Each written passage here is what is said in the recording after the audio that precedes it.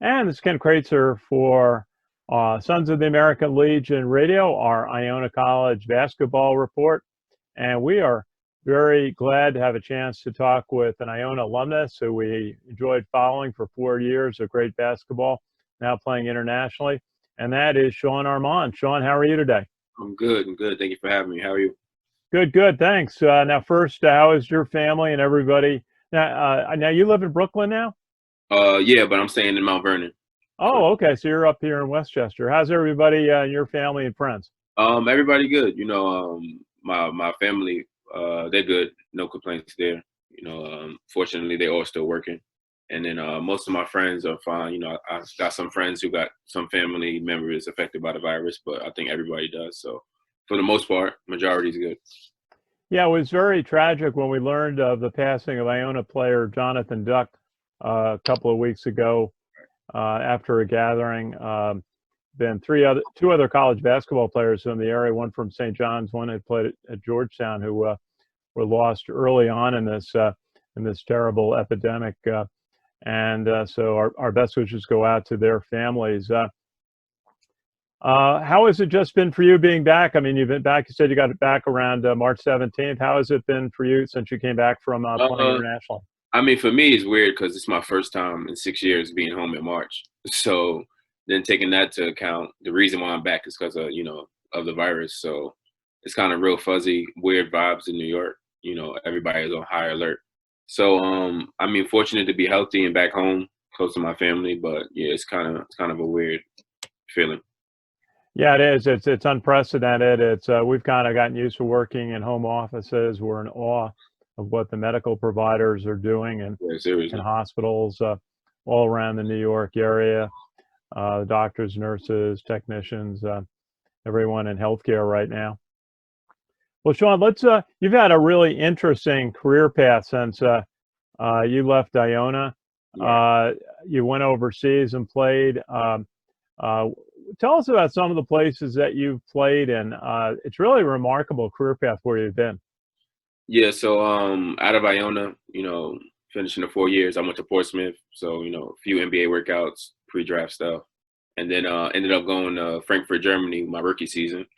Um, Great country, great city, very modern. It was kind of a New York feel, so it was a good way to adapt. And then my second year, all the way into my fourth, I was in Turkey. Um, and I joke around saying I'm Turkish now, but I spent 4 years professional in Turkey. Um, 3 years living in Istanbul, 1 year in Gaziantep, which is close to the Syria border. Um, Wow. and then I played 1 year in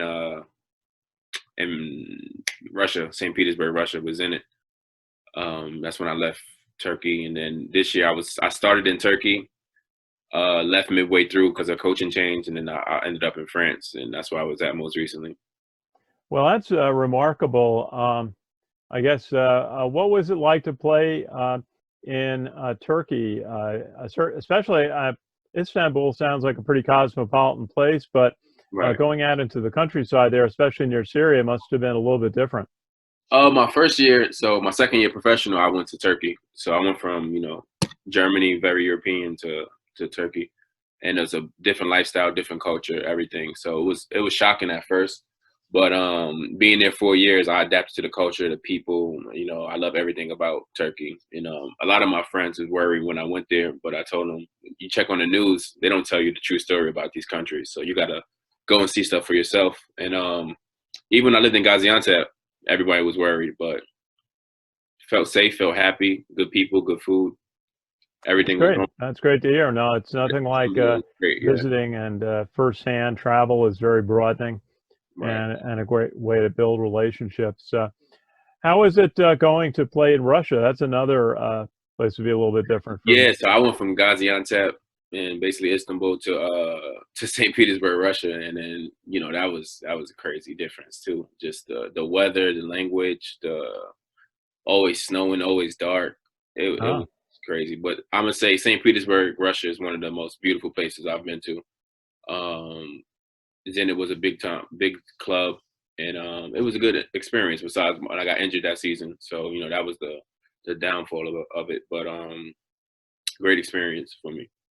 How does the style of play compare to, you came from playing pretty good level college basketball in the U.S. at Iona, to going to play in different leagues. How does the style of play differ in the different places that you played? So yeah, each country kind of got their niche. Like Germany's a slower game. Russia's kind of more up and down. Turkey is one of the best leagues overseas. Turkey and Spain. And Turkey, you kind of got a mix, so you kind of got to get a little bit of everything. And then you got a high tempo team, slow tempo teams, half court teams, stuff like that. So you kind of just got to be able to adapt. And when you're a high level player, you got to do that quick. So much different from college for sure. Yeah, when college, you were such a good offensive player. You were a great ball handler. You were terrific at generating assists in games, and a terrific shot maker. How did that suit you when you went overseas? So like everyone knows, with the Clues era, we was running gun. So kinda on a professional level, had to like really tap into the full aspect of the game. So I had to know when to play at that speed, when to slow it down. More accountable for defense.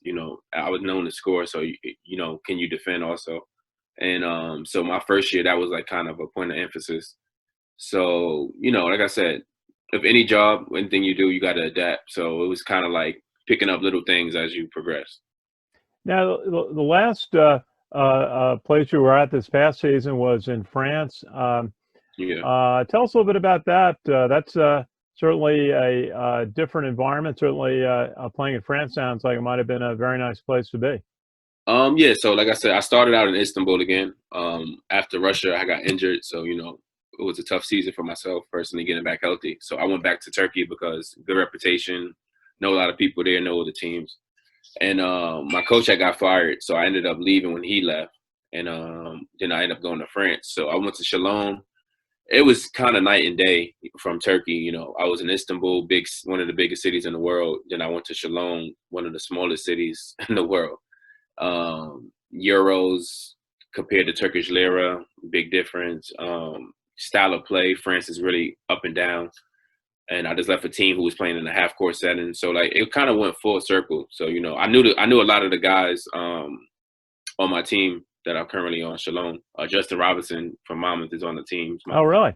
Yeah, my starting point guard. Ron Roberts, who went to St. Joe's. He's on the team. Marcus Thornton, who went to William and Mary. So I knew a lot of the guys already, so it was quick to adapt. And it's basketball at the end of the day.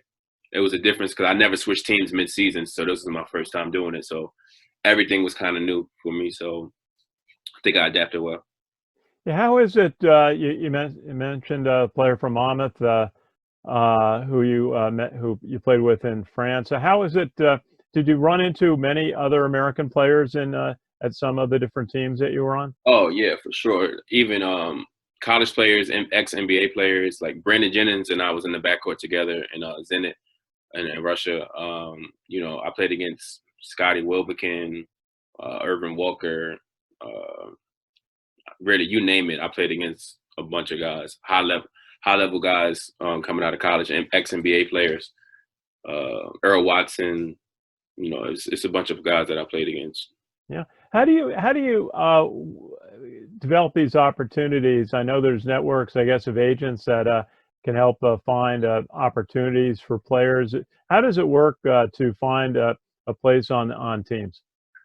So look, out of college, you finish your season, kind of reverse from what most people do who's not an athlete. Like the agents come to you, agencies come to you for like basically interview. At the end of the day, they work for you, So you sit down, meet with guys you want to speak to, you see their client list, and you go from there. It's really, for me, it's more personally about if I can speak to you as a friend more than an employee or a coworker. So, that for me was important. Then you see who they work with, and you reach out to those guys, see what they got them as far as teams, locations, what team pays, what teams don't pay, what pay you're getting, because it varies overseas. Some guys making, 80,000 and some guys making 2 million. So, even that matters at the end of the day. And you want to be comfortable, especially if you're going to leave for 10 months, leave your family and friends for 10 months. You got to have every aspect correct, How long does it take you to learn that it's a business, and it's an international business, and you're dealing with all sorts of different people in different circumstances. I'd be lying if I say from day one, but I kind of went into it as that. Like I know it's a business, and I had two agents. I'm currently with my second agent. So my first 3 years, I had one agent out of Iona, and I kind of wanted. I had a great rookie season. I was top 10 rookies in Europe my first year, and then I had some NBA workouts after my first season. So things are going well, and then the money came in second and third year, whatever. So the money wasn't an issue. I knew I can get paid with whatever agent. I wanted to be on a higher exposure, more NBA workouts, stuff like that. I didn't think my agent was doing it. So I'm a very loyal guy to the extent where I didn't want to fire my guy that I started with because I feel like he took a chance on me. You know, we worked together, we built together. Sure. But that's when I had to realize, you got to do what's best for yourself. And like business is business, no hard feelings. So that's when I switched agencies, and everything's been going up since then. Even with my injury, he put me back in another good spot. I got healthy, played well at high level, and still going. Very good. Now, most Americans, I know, I'm not really that familiar with how the European leagues work because you're in different countries. I know Rick Pitino was talking about the league that he was coaching in last year. And he's playing EuroLeague. Yeah, tell us, how do the leagues work in Europe across the countries, and do they all come together for a championship? So basically, it's kind of like different levels. So each country has their own league, obviously.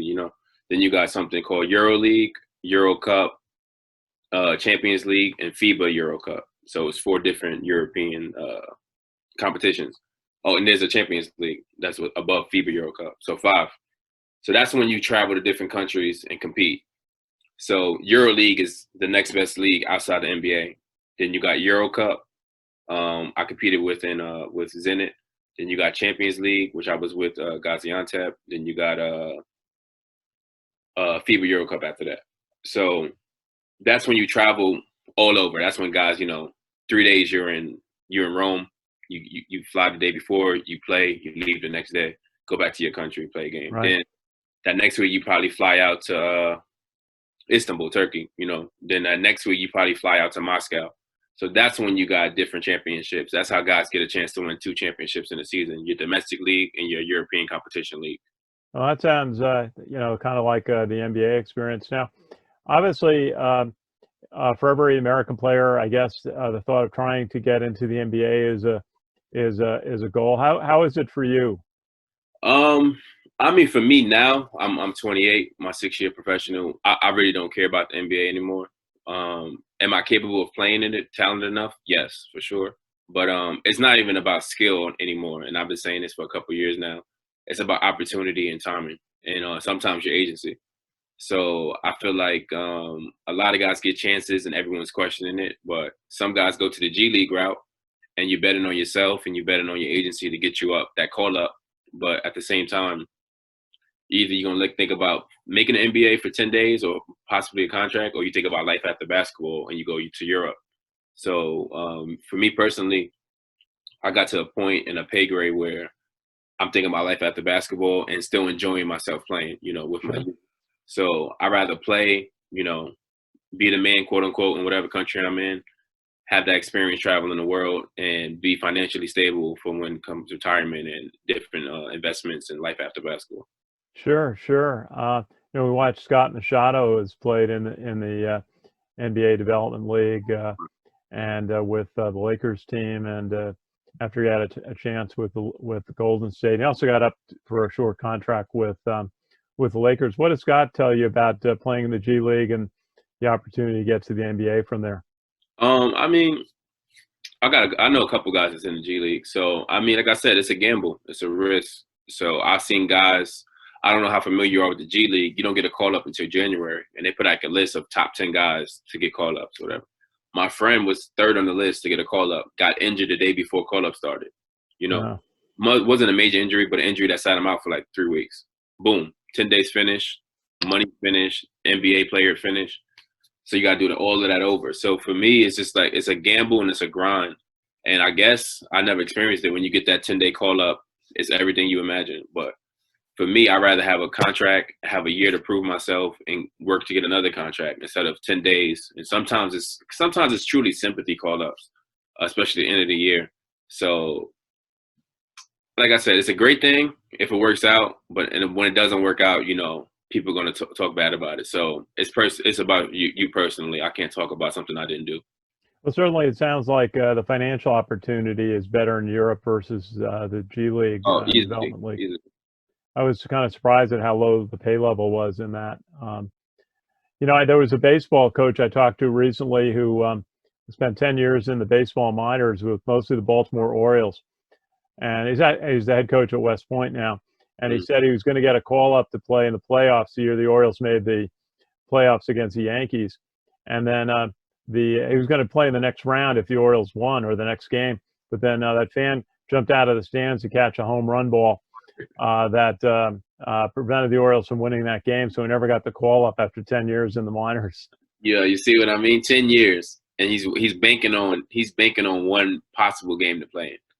Yeah, just to get that experience and maybe for the next season. So it's tough.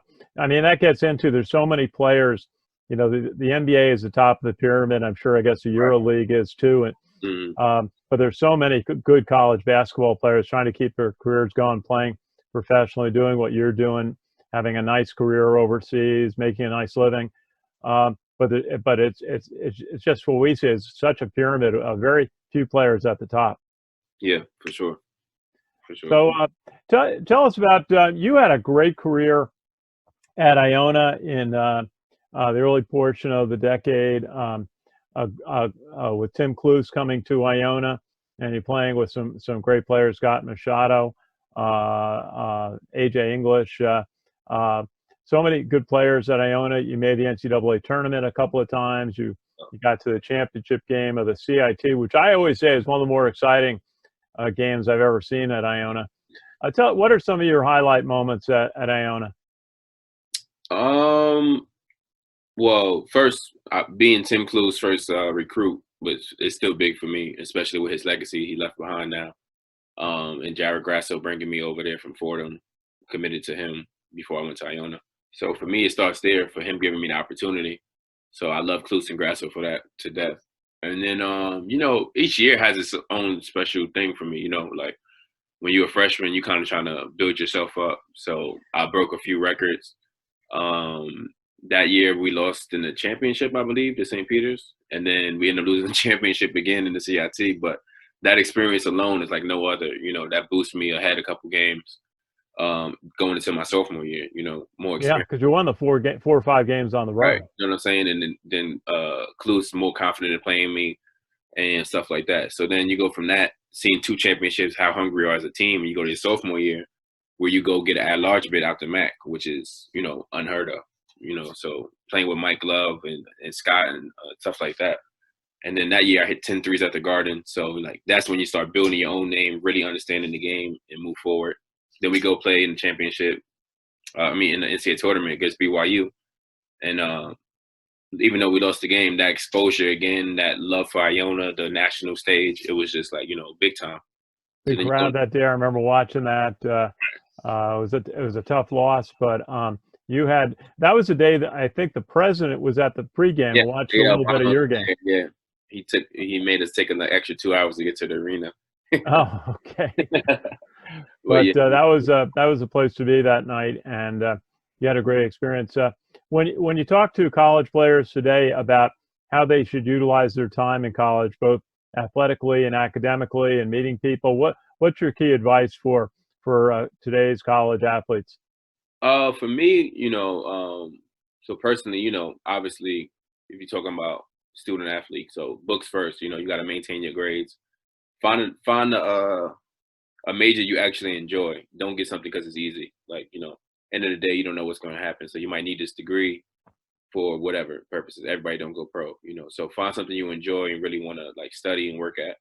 And as on the athlete side, really, put your time in. Like that gym is open for you 24/7. The coach is not there for you all the time, but you can grab one teammate, one friend, really lock into what you want to do. Get extra shots up and stuff like that. But I would say I was younger. No one really told me too much. I would like to network a little bit more as far as like being hands-on about like charity events or some things on campus, something like that. I think I would want to tell people to do a little bit more of that. because it's just good to have people at the right places, and you can just meet different people, learn different things, and you never know again where life takes you. So. Absolutely. Now, what would you say your life after basketball might be? Some of the directions you'd like to go after you finish your playing career. What directions are you looking at? So for right now, I got some investments in stocks and stuff like that. So then, I also own 2 homes. So I want to have 3 by the time I retire from basketball, and then have money in the real estate. And also even probably get into like some, either if I do coaching, I want to do like high school coaching, actually see kids off to college, stuff like that, give them some more guidance and with basketball, or something with personal training, still working. I like to help people. So like really work with people. If it's for like something with fitness, I can stay in shape, I can stay active, stuff like that. So I could kind of mess around with certain stuff because I'm kind of setting myself up to, have a lot of freedom in retirement. But for right now, basically the real estate is the biggest one for me. I want to have those 3 homes done, paid off by the time I retire, and then, go from there. Well, that's a smart approach. Now, from traveling around Europe, you've had an extraordinary opportunity. I mean, that's an education in itself. 5, 6 years you've been traveling in Europe. What did you learn most about being in Europe and the different countries that you've played in? Man, every culture is so different, and then this is why I love Turkey, because it threw me off the moment I landed there. When I was, I don't know, I was 23, landed in Istanbul by myself, and I'm looking around the airport. No one speaks English. They're a very religious country. People are praying in the airport. Women are wrapped up, stuff like that, and it's just like you're so clueless to a point. And then once you embrace the culture, you understand how everybody lives a different life. But at the end of the day, everybody cherishes the same stuff, but in different ways. So I've been to like 35 countries now, so I've seen a lot of stuff. So for me, it's just humbling sometimes, and it's eye opening to just cherish different things. Now, it's a great opportunity for you. As I said, traveling is very broad thing. I wish I had done a junior year abroad opportunity in college. So valuable. I just got to ask you. First, we got to do a shout out to Tim Clues. My God, Um, TC. we hope he's getting better every day. We think about him all the time. What a great experience I had working with him for almost 10 years at Iona. And he's so highly respected in the college basketball world. What's your thought for Coach Clues today? I spoke to Clues maybe like 3 days ago. He sent me a little joke about my freshman numbers on working out. But he's in good spirits every time I speak to him. Again, I can't thank him enough for taking me as his first recruit. I still don't know why he took me, but I'm happy he did. And He saw talent. That's what he did. yeah, I guess so. So I'm happy he took me. Like I said online on Twitter, I was like, he helped so many men, young men, become men, from basketball and into life. Like, he's a great guy all around, and hope he's well. He's in good spirits every time I speak to him. So That's good. That's good. I'm glad you talked to him recently, and our best wishes to Coach Clues. What a great guy. Best wishes. Got to get well very quickly, and our best wishes for Easter to his family. And I guess we have a new coach coming in. I was stunned, I have to admit, with Rick Pitino being named coach. I knew him a little bit because I'm a Providence alumnus. I knew him. Actually, I went to the '87 Final Four game against Syracuse, 65,000 people at the Superdome in New Orleans, and memory right there. yeah, and he came in as a super high energy coach, smart, took advantage of the new rules. The shot clock had just entered college basketball, and 3-point shot, and he just did a little bit what Tim Clues did in the '90s, did in his tenure, is just really went to fast-paced basketball, got his team in shape, and they just played hard. What's your thought about Rick Pitino coming to New Rochelle? His name speaks for itself. His resume speaks for himself.